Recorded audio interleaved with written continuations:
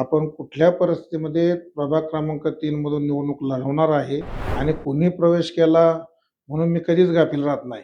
कारण गेली 20-25 वर्ष मला निवडणुकीचा अनुभव आहे.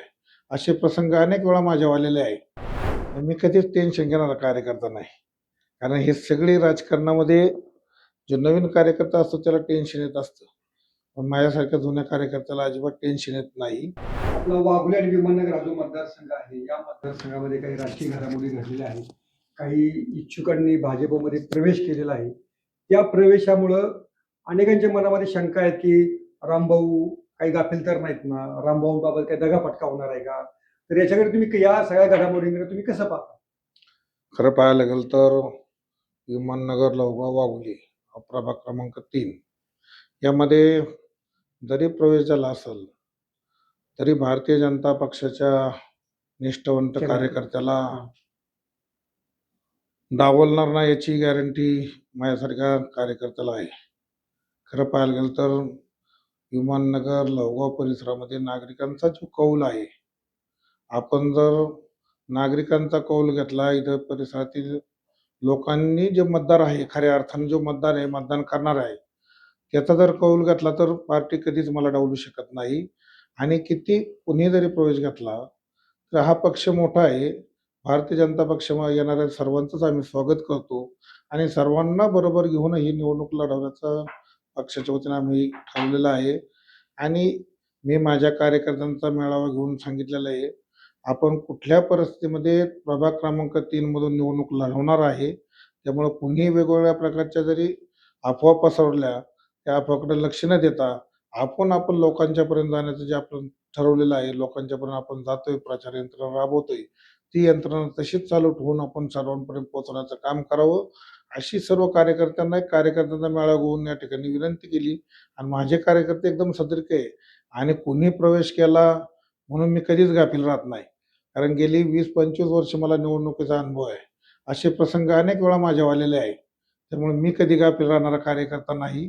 त्याच्यामुळं माझ्या कार्यकर्त्यांना बी माहिती आहे की मी ही निवडणूक 100% लढवणार आहे आणि भारतीय जनता पार्टी पक्ष माझ्यावर कधी अन्याय करणार नाही याची मला गॅरंटी आहे.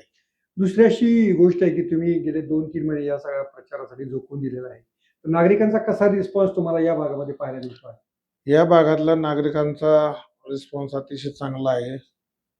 त्यांना मी 20-25 वर्ष वाघोली परिसरामध्ये केलेली कामं आणि त्या ठिकाणचा काही लोकांच्या विमाननगरमध्ये परिसरातील लोकांच्या ज्या अडचणी आहेत, त्या अडचणी सोडवण्यासाठी मी गेले 2 महिने जो प्रयत्न करतोय, पाणी असन किंवा ड्रेनेजच्या काही समस्या असन, सोसायटी बेस्ड लेवलला आम्ही सोडवण्याचं काम करतोय.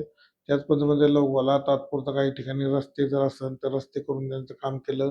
लोकांचा अतिशय चांगला प्रतिसाद आहे आणि प्रतिसाद चांगला असल्यामुळं एक लोकांची भावना अशी आहे की सर्वसामान्य माणसातला माणूस असला की ज्याच्याकडे 24 तास आपण जाऊ शकतो, असा माणूस जर आपल्याला नगरसेवक म्हणून लाभला तर त्यांचा आम्ही त्याच्याच पाठीशी राहणार आहे, असं लोकांचं मत आहे.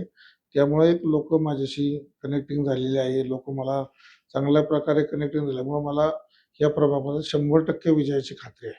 आणखीन असं बोललं जातं की भाजपची पहिली यादी 1-2 दिवसामध्येच येणार आहे. तर याबाबत काही वरिष्ठांशी तुमचं काही बोलणं झालेलं आहे का?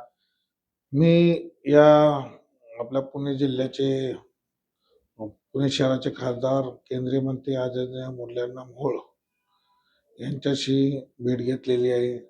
त्याचप्रमाणे शहराचे अध्यक्ष धीरजजी घाटे असतील, ग्रामीणचे अध्यक्ष प्रदीपदादा खंद असतील, त्याचप्रमाणे शहराचे प्रभागी गणेशजी बिडकर असतील, राहुलदादा कुल असतील, ह्या सर्व मंडळ म्हणजे लोकप्रतिनिधींची मी गाठीभेटी घेतलेला आहे. त्यांनी मला विश्वास दिलेला आहे, तू तुझं काम कर आणि काम असंच चालू ठेवू, असे मला सांगितलेलं आहे, तिकिटाची खात्री दिलेली आहे उमेदवारीची. त्यामुळे मी जास्त तिकडं न करता मी लोकांच्यात जास्त बोलतोय. अच्छा.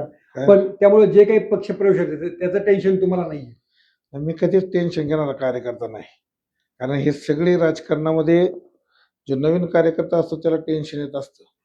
पण माझ्यासारख्या जुन्या कार्यकर्त्याला अजिबात टेन्शन येत नाही. कारण मला निवडणूक लढवणार हे काळ्या दगडावरची पांढरी रेघ आहे.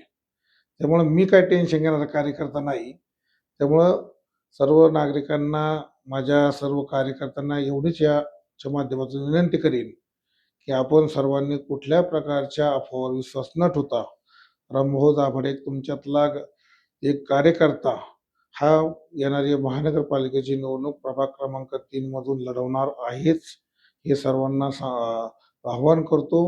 आणि आपण पार्टी भारतीय जनता पार्टी माझ्यावर अन्याय करणार नाही हाही विश्वास मला आहे. त्याच्यामुळे आपण कुठल्याही अफवा विश्वास ठेवू नये एवढीच सर्वांना मतदारांना विनंती करतो.